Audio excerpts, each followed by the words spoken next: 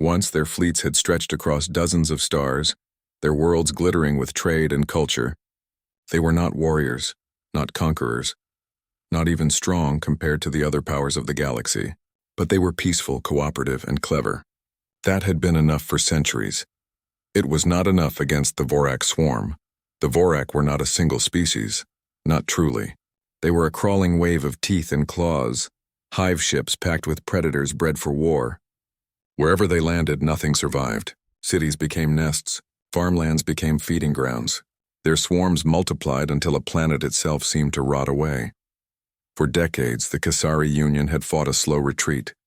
They sent message after message into the void, begging for allies, for protection, for any kind of help. The greater powers, the Sarathi Dominion, the Thalith Hierarchy, the Varen Republic, remained silent. Their fleets turned away. Their ambassadors muttered excuses. The Union had been abandoned. On the world of Yathor, the Kesari capital, Chancellor Kesarin stood before her council. Her eyes were tired. Her voice carried little hope. "We have sent the last call," she said. "No one answers. Our fleets are scattered. Our colonies burn. I do not know how much longer we can endure." The council chamber was quiet. Ministers shifted in their seats, but none argued. None promised a miracle. They had run out of hope long ago. The chancellor sighed. "Then we wait, and we prepare to fall with dignity." The council rose in silence. Outside, above the city domes, the night sky shimmered with defense grids and orbital cannons. They would not hold for long. Everyone knew it, but then, something stirred in the dark. A beacon signal, faint and strange, appeared on the edges of Union space. It was not Vorak. It was not one of the great powers. It was something else. The Union fleet, battered and broken, sent scouts. What they found was a fleet of iron-gray ships, their hulls rough, scarred, and patched in ways that spoke of endless battles. They were ugly vessels built for function, not beauty. Their weapons bristled like thorns. Their engines roared with raw power. The Kesari scouts broadcast greetings in the standard galactic code. After a long pause, an answer came back. Simple, rough, but understandable. "This is the fleet of Earth," the voice said. "We have received your call. We are here." The Kasari were confused. Earth? The word carried old whispers. A world from the Rim classed as a death world. A planet so hostile that survival there was considered nearly impossible. Galactic records marked it as Category 5, the highest classification of danger. Creatures that grew there were venomous, violent, or gigantic. The weather itself was lethal. Storms, quakes, eruptions, diseases. Earth was chaos given form, and yet the humans had left it. For centuries, the galaxy had quietly watched them spread. They were small at first, reckless and untrained, but they were fast learners. They built ships from steel instead of crystal, reactors that burned hotter than safe limits, weapons that no other species dared to design. They fought wars among themselves for centuries and somehow survived everyone. The great powers kept their distance. A species from a death world was dangerous, unpredictable. Some thought the humans would destroy themselves. Others thought it was safer to ignore them. And now, in the Kasari's darkest hour, the Death Worlders had come. The first meeting took place aboard the Resolute Dawn, a massive human battleship. Chancellor Kesarin herself went, escorted by a delegation. She expected arrogance. She expected conditions, demands, or cold politics. Instead, she found a man waiting in a plain steel room. His uniform was simple. His face was lined, weathered by years of command. His eyes were steady. "I am Admiral Cole," he said. His voice was deep and calm. "Your people called for help, we heard. So we came." The Chancellor blinked. "You asked for nothing?" "Nothing," Cole said. "We don't leave allies to die," Kesarin almost laughed. It was absurd. No one had ever spoken like that in galactic politics. Every agreement had conditions. Every treaty carried chains.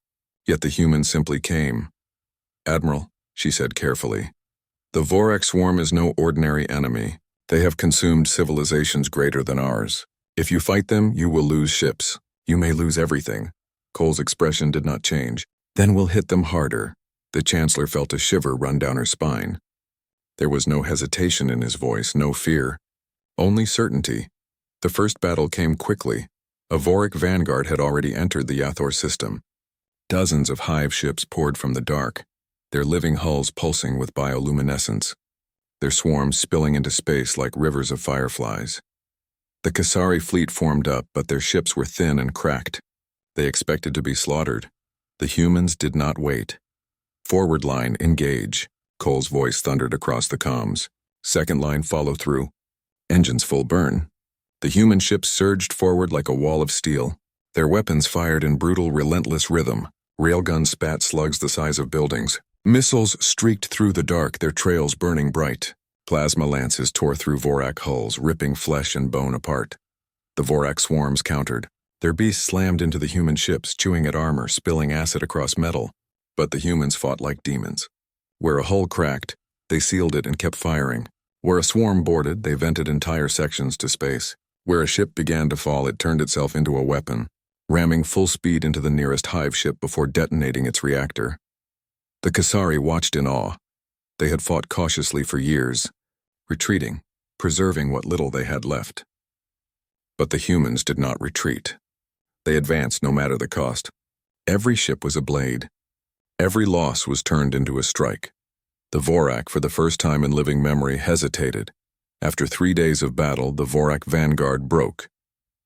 What remained of their hive ships turned and fled into the void. The battlefield was littered with wreckage, human and Vorak alike. The Kasari ships drifted in shock, unable to comprehend what they had just seen. Admiral Cole's voice crackled across the comms once more. His tone was calm, almost casual, as if this slaughter was only routine. Vorak are tough, he said, but they bleed. That means they can be killed. On Yathor, for the first time in decades, the Chancellor allowed herself to hope. The galaxy began to whisper. News traveled fast, even across the stars. The Vorak, undefeated for centuries, had been stopped. Not by the Dominion fleets, not by the ancient empires, but by the Deathworlders of Earth. The great powers were uneasy. Some were curious. Some were afraid. None had expected the humans to answer the Kesari's call, but for the Kesari Union the whispers did not matter. What mattered was this. When no one else had come, the Deathworlders had arrived and they had not come to negotiate. They had come to fight. The Vorak had been pushed back, but they were not defeated. For every hive ship destroyed, another was spawning in the dark. For every swarm burned in space, more waited to pour across the stars. The Kesari knew this. They had lived in fear of the swarm for generations. But something had changed. For the first time, the Vorak had retreated. For the first time, someone had stood against them and survived. The Kesari whispered of it in their markets, in their streets, in their homes. The humans had come, and with them came hope.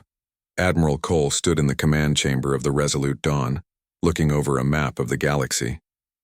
His officers spoke quickly, their voices sharp. "The Vorak regrouping here," one said, pointing to a cluster of stars. "They'll strike again within weeks. Supplies low on the ironclad. Reactor cores damaged. Need replacements. Losses heavy, Admiral. Nearly a third of the fleet gone." Cole listened in silence. His face was calm, but his mind was heavy. Humanity had lost much in the battle. Families would grieve for years. Yet he knew this was only the start. If they stopped now, the Vorak would return stronger, hungrier, unstoppable. He looked at his map again, then spoke. "We don't wait for the swarm. We take the fight to them." The officers nodded. There was no debate. Humans had always been like this, turning loss into anger, fear into resolve. If the Vorak wanted war, then humanity would bring it to their nest. The plan shocked the Kesari Council. "You cannot," Chancellor Kesserin said, her voice trembling.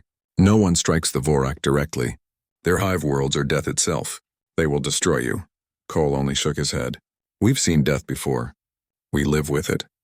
We fight it every day. Your enemies are strong, but they're not gods, and that means they can be killed." The council argued for hours, warning him of the risk, of the madness of such an attack. But in the end, they could not stop him. The humans were not fighting for territory or politics. They were fighting because it was the right thing to do, and so the human fleet burned toward the swarm. The Vorak hive world was a nightmare. It was a planet smothered in black growth, covered in endless hives that pulsed like open wounds. Rivers of molten flesh poured into oceans choked with spores. The sky itself was dark with wings, swarms so vast they blocked the sun. The Kesari ships that followed the humans froze in terror. No one had ever dared to approach a hive world and lived, but the humans did not pause. Forward line. Fire everything. Their ships screamed into battle. Railguns thundered, missiles streaked, plasma fire cut across the void. The Vorak swarms poured out to meet them, countless and endless, but the humans fought with fury. When one ship fell, another filled its place. When a swarm boarded, human marines armed with rifles and blades stormed into the halls. They fought like creatures born for war, because in truth they were. On Earth, survival had never been easy. Every storm, every beast, every disaster had been a test. And now, in the black void of space, those tests bore fruit. On the ground, the battle was worse. Human soldiers landed on the hive world itself, striking at breeding pits and control nodes. The air was poison, the ground alive with shifting flesh. But they pressed forward, armored suits hissing, weapons blazing. They planted charges, collapsed tunnels, burned nests to ash. One squad was surrounded in the depths of a hive pit, waves of Vorak beasts closing in. The Kessari watching from orbit thought them lost, but the humans fought on, blades drawn when ammo ran dry, fists raised when blades broke. Hours later they emerged, bloodied and burned, but alive. The Kessari could not believe it.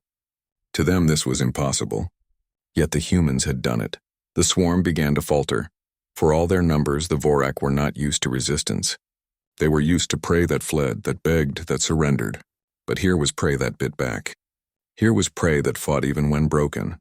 Prey that turned defeat into victory. For the first time in centuries, the Vorak were afraid. The final strike came when Admiral Cole ordered the Resolute Dawn into the heart of the hive. The massive battleship tore through defenses, every gun blazing. Vorak vessels swarmed it, chewing into its hull, but still it pressed forward. Deep inside the hive world's orbit, Cole gave the final command. All ships, fire on my mark. Burn the core. The humans unleashed everything. Missiles, plasma, railgun fire, all slammed into the hive's central structure, the great spawning tower that fed the swarm. The sky burned red. The tower cracked, then split, then erupted in a firestorm so vast it lit the heavens. The Vorak screamed across the void. The swarm broke. What remained scattered into the dark, fleeing for survival. The hive world burned. Silence fell across the stars. The Kessari ships drifted in awe, unable to speak. The Vorak, the endless, unstoppable Vorak, had been broken. Not destroyed, not completely, but beaten back. Something no power had ever done. On the Resolute Dawn, Admiral Cole stood on his bridge watching the burning world below. His ship was cracked, wounded, bleeding air. His fleet was half gone. His soldiers lay dead on the hive world's soil. But he did not smile. He only spoke quietly, his voice carrying across the comms. They are not gods. They can be killed. Remember that. The galaxy remembered. Word spread faster than light. Across the stars, species whispered of the Death Worlders, humans who came from a planet of storms and poison and beasts, who did not fear death, who did not kneel to predators. The Kessari Union rebuilt with human help. Their people no longer lived in terror. They called humanity not monsters but guardians. The great powers watched uneasily. Some feared. Some planned. Some wondered if the humans were the beginning of a new age. But for the Kessari, none of that mattered. They had cried out for salvation, and when no one else had come, the Death Worlders of Earth had answered, and when humanity answered, the swarm itself learned to run.